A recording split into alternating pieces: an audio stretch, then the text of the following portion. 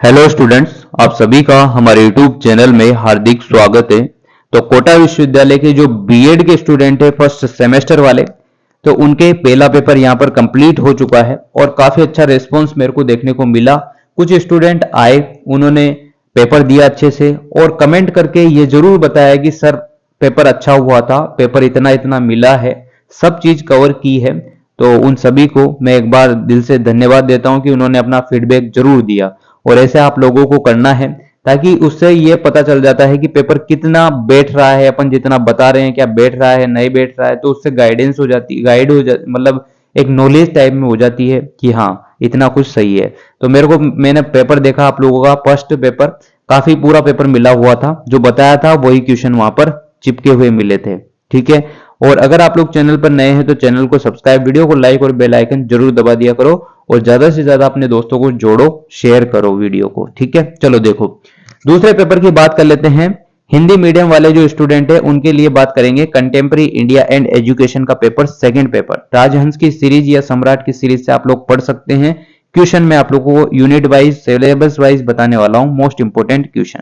तो देखो unit first की बात करते हैं। सबसे पहले किसकी बात करेंगे? यूनिट फर्स्ट की बात करेंगे। यूनिट फर्स्ट में आपके आएंगी शिक्षा में समता और समानता, ऐसा कुछ टॉपिक है। उसमें क्वेश्चन देखो क्या क्या बन सकते हैं। एक तो आपसे पूछा जा सकता है कि शिक्षा के मुद्दे, शिक्षा में समानता और समता और समानता, क्षेत्रों, भाषाओं, धर्मों, जातियों, जनजातियों आदि के संबंध में व्यक्ति के स्तर पर विविधता की अवधारणा। तो आप लोगों ने क्षेत्र के हिसाब से भी देखा होगा, भाषाओं के हिसाब से भी देख रखा होगा, धर्म के हिसाब से, जाति के, जनजाति के हिसाब से, सब स्तर पर व्यक्ति के स्तर को विविधता जो रहती है, डिफरेंस जो रहता है, वो आप लोगों को अच्छे से आता होगा। शिक्षा से संबंधित जैसे अमीर बच्चों के लिए, गरीब बच्चों के लिए, झुग्गी झोपड़ियों में रहने वालों के लिए, इस टाइप की कुछ चीजें होगी, है ना। तो इन बातों को आपको ध्यान रखना है और अपने मन से भी आप लोग लिख सकते हो अगर आप कुछ नहीं पढ़े हो तो, और सीरीज पढ़ी है तो बहुत अच्छे से आप लोग लिख पाओगे। विविध समुदाय और व्यक्ति तथा शिक्षा से अपेक्षाएं कैसे की जाती है, कैसे ये लोग करते हैं, ये बातें आपसे पूछी गई है। तो एक बार अच्छे से रीड आउट कीजिएगा। तो पहली यूनिट का फर्स्ट क्वेश्चन मैंने आपको बताया जो इंपॉर्टेंट था। दूसरा क्वेश्चन देखो, विविध परिस्थितियों में बच्चों को तैयार करने में शिक्षा की क्या भूमिका है।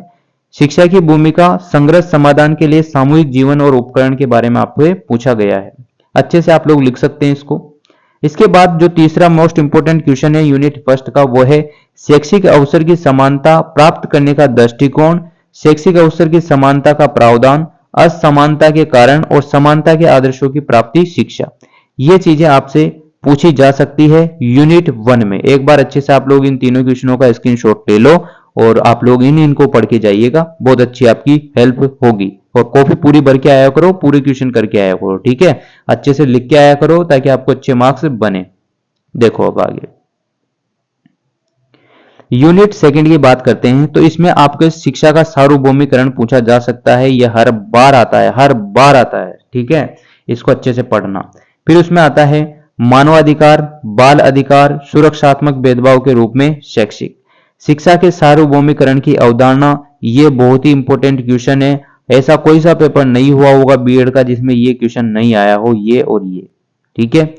शिक्षा के सार्वभौमिकरण को प्राप्त करने की रणनीतियां, ये दोनों क्वेश्चन बड़े क्वेश्चनों में भी आ जाते हैं और छोटे क्वेश्चनों में भी ये एडजस्ट हो जाते हैं, तो इनको देख के जाइएगा। उसके बाद देखो शिक्षा के सार्वभौमिकरण की गुणात्मक और मात्रात्मक पहलू, ठीक है। इसके बाद है पहुंच, शारीरिक और सामाजिक नामांकन, प्रतिधारण, गुणवत्ता के संबंध में शिक्षा के सार्वभौमिकरण में बाधाएं। ये भी काफी हद तक बनने की पूरी संभावना होती है इस क्वेश्चन को भी, है ना।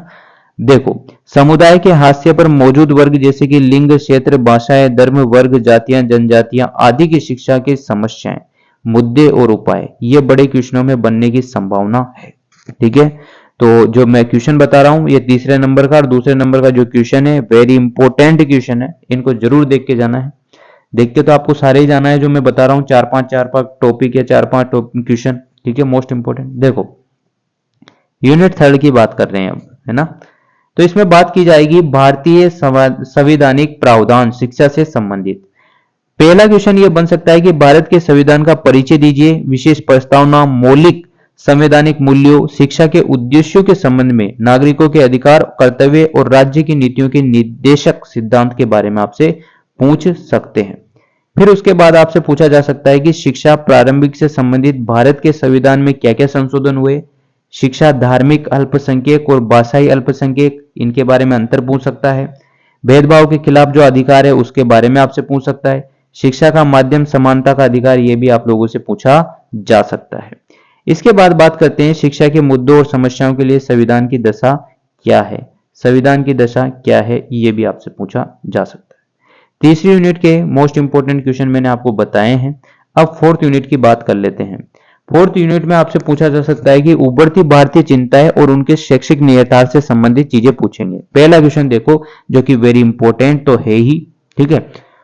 उदारीकरण, वैश्वीकरण और निजीकरण का अर्थ, अवधारणा और शिक्षा पर प्रभाव। ये क्वेश्चन हर बार लगभग पूछे ही जाते हैं, लगभग आपको बता दूं मैं, है ना। फिर उसके बाद आपसे पूछा जा सकता है शिक्षा का स्त्रीकरण, अवधारणा और प्रक्रिया। फिर उसके बाद है औपनिवेशिक बनाम की आलोचना, भारत में स्वदेशी शिक्षा, महिला, दलित, आदिवासी लोगों जैसे हास्य के रूप में शिक्षा के प्रयोग और विकल्पों का अवलोकन। ये क्वेश्चन आपका बड़ा क्वेश्चन जो होता है निबंधात्मक टाइप में 10 नंबर का, 15 नंबर का, वो बन सकता है ना। इसको अच्छे से पढ़िएगा। इसके बाद बात करते हैं यूनिट 5 की। यूनिट 5 की बात कर लेते हैं। यूनिट 5, इसमें आपसे पूछेंगे समसामयिक मुद्दे और नीतियां, जिसमें आप लोगों को बता दूं शिक्षा, राष्ट्रीय शिक्षा नीति और इसके कार्य योजना, जो कि 1986-1992 में मेजर सुझाव और उनके निहितार्थ आपसे पूछे जा सकते हैं। राष्ट्रीय शिक्षा नीति 1986 वाली, 1992 वाली, और ये आपके बीएड में अलावा एमएड में भी पूछे जाएंगे अगर आप आगे एजुकेशन में कुछ चीजें करोगे तो। बिना बोझ के शिक्षा, आप लोगों को पता होगा यशपाल समिति की रिपोर्ट के अनुसार है, जो आपके एमएड का ही पार्ट है, जो आगे आप फ्यूचर में बीएड के बाद एमएड करोगे तो ये सब चीजें वहां भी देखने को मिलेगी। तो यशपाल समिति की रिपोर्ट आपको अच्छे से पढ़ लेनी है। शिक्षा का अधिकार कार्यान्वयन में चुनौतियां, सर्व शिक्षा अभियान वेरी इंपॉर्टेंट है। नई तालीम का तो पता नहीं आता है, नहीं आता, पर यह शिक्षा में सर्व शिक्षा अभियान आता आ ही जाता है। फिर आता है नियोजित औद्योगिक और शिक्षा के संदर्भ में कोठारी आयोग की सिफारिशें और इसका कार्यान्वयन। ये क्वेश्चन और ये क्वेश्चन वेरी इंपॉर्टेंट क्वेश्चन है, तो एक बार इनको देख लीजिएगा। 5 यूनिट बहुत इंपॉर्टेंट है आप लोगों के लिए। स्टार्टिंग ही 5 यूनिट से करो, हर चीज में 5 यूनिट बहुत इंपॉर्टेंट है। आपके हर पेपर में 5 यूनिट से 2 या 3 क्वेश्चन आएंगे। सबसे ज्यादा वेटेज 5 यूनिट का ही रहेगा।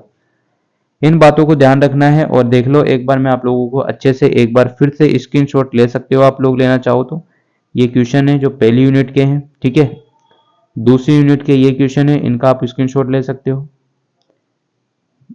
ये ले सकते हो स्क्रीनशॉट। यूनिट 3 के स्क्रीनशॉट भी आप लोग ले सकते हो। वीडियो की स्पीड कम करके भी देख सकते हो। यूनिट 4 के भी ले सकते हो, ठीक है। यूनिट 5 में से ये चारों क्वेश्चन वेरी इंपॉर्टेंट क्वेश्चन है। ये चारों के चारों इंपॉर्टेंट क्वेश्चन है, तो आप लोग देख लीजिएगा भाई, ठीक है। तो वीडियो करते हैं समाप्त। और अगर आप लोगों को पेपर सेकंड में जितने क्वेश्चन मिलते हैं तो आप लोग कमेंट में पेपर देने के बाद जरूर बता दिया करो, तभी मैं तीसरे पेपर के मोस्ट इंपोर्टेंट क्वेश्चन बता पाऊंगा। Thank you so much. अच्छे से कॉपी लिखिएगा और टॉपिक बनाकर और पूरे क्वेश्चन करा करो, ज्यादा से ज्यादा पेज भरा करो, ठीक है। Thank you so much. Video अच्छी लगी हो तो like, comment, share and subscribe.